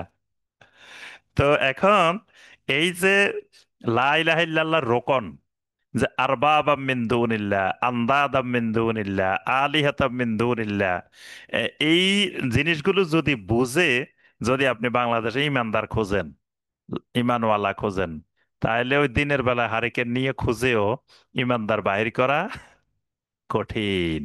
এই জন্যই আসলে আগে আমরা বুঝতাম না যে নবী সাল্লাল্লাহু আলাইহি ওয়াসাল্লাম বলছেন যে একজন ইমানদার থাকতে কেয়ামত হবে না। তা আমি আগে মনে করতাম কি, যে মনে হয় কেয়ামতের আগে ইমানদার সব মরে যাব, ইমানদার সব মারা যাব, একজন ইমানদারও থাকবে না, তখন কেয়ামত হইব। এখন দেখি না, আসলে ওইটা না, ইমানদারের সংখ্যা আরো বেড়ে যাইব। ধরেন এখন যদি পৃথিবীতে 100 কোটি থাকে, তখন 500 কোটি হয়ে যাবে কেয়ামতের আগে। খালি মুসলিম আর মুসলিম, মুমিন আর মুমিন সারা পৃথিবীতে, কিন্তু আসলে ইমানওয়ালা একজনও নাই। যখন কেয়ামত হবে, তখন সত্যিকারের এই লা ইলাহা ইল্লাল্লাহর রোকনওয়ালা, শর্তওয়ালা এরকম ইমানদার একজনও জমিনে পাওয়া যাবে না। তো যখনই একজনও থাকবে না, তখন কেয়ামত হবে। কিন্তু তখন মুসলিমও থাকবো, মুমিনও থাকবো, আদমশুমারির মধ্যে কোটি কোটি থাকবো, এরা সব মারা যাবে না, এরা থাকবে। হ্যাঁ, সব মুসলিম, কিন্তু এদের উপরে কেয়ামত হবে, কিন্তু আসলে এদের মধ্যে ইমানওয়ালা থাকবে না। তাহলে 3 নম্বর রোকন আন্দা আদাম মেনে। 4 নম্বর তাগুত। তাগুত, তাগুত বোঝা ফরজ। তাগুত তাওহীদের একটা গুরুত্বপূর্ণ অংশ। সূরা নাহালের 36 নম্বর আয়াত, আল্লাহ পাক বলছেন, ওয়ালাকাদ বাআসনা ফি কুল্লি উম্মাতির রাসূলান আনি ইবুদুল্লাহ ওয়াজতানিবুত তাগুত। যে প্রত্যেক উম্মার কাছে আমি রাসূল পাঠিয়েছি, তা রাসূলেরা এসে দুটা দাওয়াত দিতেন। আনি ইবুদুল্লাহ, একমাত্র আল্লাহর গোলামি করো, আল্লাহর ইবাদত করো, ওয়াজতানিবুত তাগুত, তাগুত পরিহার করো, তাগুত ছাড়ো। তাহলে নবীওয়ালা দাওয়াত, এখন অনেকে বলে যে আমরা নবীওয়ালা দাওয়াতি কাজ করতেছি, নবীওয়ালা দাওয়াত। তো নবীওয়ালা দাওয়াতের লোকদেরকে যদি জিজ্ঞেস করেন ভাই তাগুত কাকে বলে, যারা নবীওয়ালা দাওয়াতের দাবি করে, বলে যে আমরা নবীওয়ালা দাওয়াতি কাজ করতেছি, তো নবীওয়ালা দাওয়াতের বৈশিষ্ট্য হলো তারা বলতেন, নবীরা বলতেন আনিবুদুল্লাহ ওয়াজতানিবুত তাগুত। তো তাকে জিজ্ঞাসা করি যে ভাই তাগুত কি জিনিস, সে কিন্তু বলতে পারবে না। অনেক সময় সে নিজেই তাগুত, যে নবীওয়ালা দাওয়াতের কাজ করতেছে সে নিজেই তাগুত। তো হে তো নবীওয়ালা দাওয়াতে বুঝে নাই। তাহলে তাগুতের সাথে সম্পর্ক ছিন্ন করা ফরজ। তাহলে তাগুত কাকে বলে, তাগুত কি জিনিস এটা বুঝতে হবে। তাগুত হলো সীমা লঙ্ঘন করা, মোজাওয়াজাতুল হাদ। তাগুত তুগিয়ান থেকে। ফেরাউনের ব্যাপারে আল্লাহ পাক বলেন, ইযহাবা ইলা ফিরআউনা ইন্নাহু তাগা। মুসা হারুন তোমরা দুইজন ফেরাউনের কাছে যাও। ফেরাউন কি করছে? তগা, তাগুত হয়ে গেছে, সীমা লঙ্ঘন করে ফেলছে, বিপদ সীমার উপরে দিয়ে চলতেছে। আমরা বলি যে সাগরের পানি এখন, নদীর পানি এত সেন্টিমিটার বিপদ সীমার উপর দিয়ে প্রবাহিত হচ্ছে, মানে সে বিপদ সীমা অতিক্রম করে ফেলছে। তগত হলো যে বিপদ সীমা অতিক্রম করে, তিন ক্ষেত্রে বিপদ সীমা অতিক্রম করে। একটা হলো আনুগত্যের ক্ষেত্রে, একটা হলো এবাদতের ক্ষেত্রে, একটা হলো এতাআতের ক্ষেত্রে, আর একটা হলো এত্তেবার ক্ষেত্রে। আমরা আরেকদিন এটার বিস্তারিত আলোচনা করবো ইনশাল্লাহ। যে তিন ক্ষেত্রে সীমা লঙ্ঘন করলে তাগুত হয়ে যায়।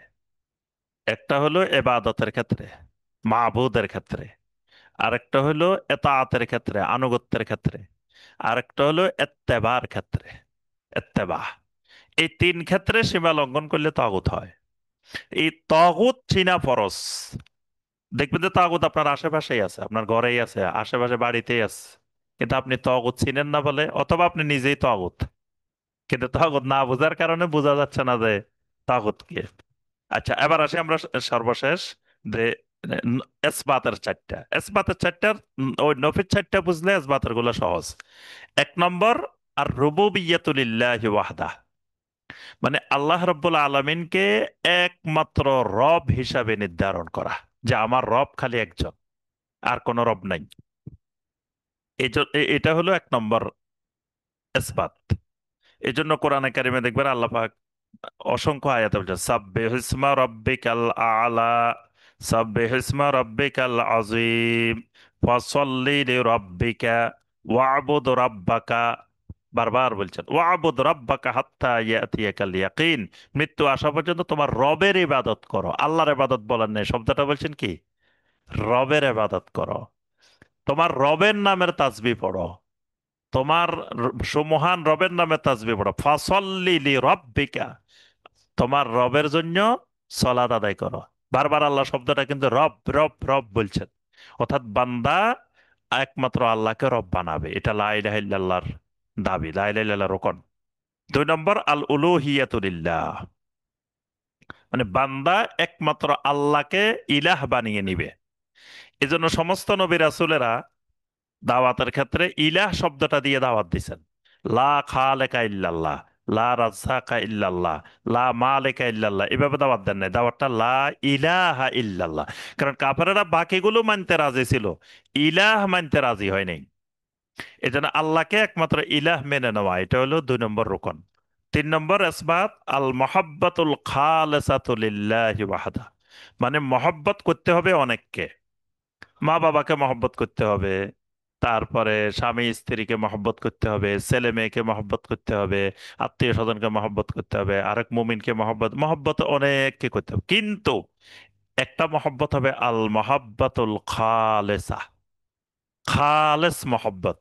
এটা হবে একমাত্র আল্লাহর জন্য। মানে আল্লাহর ভালোবাসার প্রশ্ন যখন আসবে, সমস্ত ভালোবাসা গায়েব হয়ে যাবে। বদরের ময়দানে যারা দুই পাশে দাঁড়াইছে, এই পাশে যে 319 জন দাঁড়াইছেন, ওই পাশে যারা দাঁড়াইছে, কেউ কারো বাপ, কারো ছেলে, কারো ভাই। বদরের ময়দানে যুদ্ধটা ছিল ভয়াবহ, যে বাপ ছেলের বিরুদ্ধে, ছেলে বাপের বিরুদ্ধে, ভাই ভাইয়ের বিরুদ্ধে, আত্মীয় স্বজন, সব আত্মীয় স্বজন, দুই পক্ষের সবাই। কেন দাঁড়াইছেন? যে ওই আল মাহাব্বাতুল খালেসা, যারা এই পাশে দাঁড়াইছে এরা একমাত্র আল্লাহর মহব্বতে দাঁড়াইছে, 319 জন। আর ওই পাশে 1000 যারা দাঁড়াইছে, তারা ওই গায়রুল্লাহর বাতিল মাহবুদের মহব্বতে দাঁড়াইছে। 313 হইলো সরাসরি অংশগ্রহণ করছেন, কিন্তু বদরে অংশগ্রহণকারী 319 জন। সহি মুসলিমের হাদিস হলো 319 জন। আবার অনেক হাদিসে 313 জন আসছে। তো মুহাদ্দিসিন কেরাম দুইটা সমন্বয় করে বলছেন যে সব সাহাবীরা তো ময়দানে আসেন নাই। অনেকে যেমন নবী সাল্লাল্লাহু আলাইহি ওয়াসাল্লামের পাহারায় থাকতেন, অনেকে রান্না বান্নার কাজে থাকতেন, অনেকে আরো বিভিন্ন দায়িত্বে থাকতেন, কিন্তু তারাও বদরি সাহাবী, তারাও অংশগ্রহণ করে। এই জন্য টোটাল সংখ্যা ওদের 319 জন। তারপর 4 নম্বর যে রোকনটি, আত-তাআতুল মুতলাকা লিল্লাহি ওয়াহদাহ। তাআতুল মুতলাকা মানে আনুগত্য করতে হবে, আল্লাহর আনুগত্য হবে, রাসূলের আনুগত্য হবে, উলিল আমরের। কিন্তু আল্লাহ এবং রাসূলের আনুগত্য হবে মতলকা মানে নিঃশর্ত, বাকিদের আনুগত্য হবে শর্তযুক্ত। এখন ওই যদি সবগুলাকে আমি নিঃশর্ত শুরু করে দিই, তখন এটা লা ইলাহা ইল্লাল্লাহ লঙ্ঘন হয়ে যাবে। যদি আমার আল্লাহ বলে, কোনো প্রশ্ন নাই, বুঝে আসুক আর না আসুক, ভালো লাগুক আর না লাগুক, মানতেই হবে, নিঃশর্ত, কোনো প্রশ্ন নাই। কিন্তু অন্য কেউ বললে, আমরা বললে, বা কোনো রাজনৈতিক নেতা বললে, কোনো ধর্মীয় নেতা বললে, যত বড় ব্যক্তি বলুক, এটা হবে মুকাইয়াদা, শর্তযুক্ত। যে ওনার এই কথা যদি আল্লাহ এবং রাসূলের কথার সাথে মিলে তাহলে মানা যাবে, যদি আল্লাহ এবং রাসূলের কথার সাথে না মিলে মানা যাবে না। যদি আল্লাহ রাসূলের কথার সাথে মিলে নাই তারপরেও আমি মানি, তার অর্থ হলে তাকে রব বানায় ফেলছি, আমার লা ইলাহা ইল্লাল্লাহ লঙ্ঘন হয়ে গেছে। তাহলে এই চারটা হলো ইসবাত। তো মোটামুটি আমরা একেবারে সংক্ষেপে 8টা রোকন জানলাম। আল্লাহ রাব্বুল আলামিন আমাদেরকে সঠিকভাবে পূর্ণাঙ্গ রূপে তাওহিদকে জানার, তাওহিদ বুঝার, তাওহিদের উপরে ইস্তেকামত থাকার এবং তাওহিদ নিয়ে কবরে যাওয়ার আমাদের সবাইকে আল্লাহ পাক তৌফিক দান করুন। আল্লাহ রাব্বুল আলামিন আমাদের এই হালাকাকে, এই মাজলিসুজ জিকিরকে আল্লাহ পাক কবুল ও মঞ্জুর করে নিন। আল্লাহ পাক রোড টু সাকসেসের এই খেদমতকে কবুল ও মঞ্জুর করে নিন। আমাদের সকলের সকল বিপদ আপদ বালা মুসিবত থেকে আল্লাহ পাক হেফাজত করুন। যারা অসুস্থ আছেন সবাইকে আল্লাহ সুবহানাহু ওয়া তাআলা সুস্থতা দান করুন। আমিন ইয়া রাব্বাল আলামিন। সুবহানাকা আল্লাহুম্মা বিহামদিকা আশহাদু আল্লা ইলাহা ইল্লা আনতা আস্তাগফিরুকা ওয়া আতুবু ইলাইক।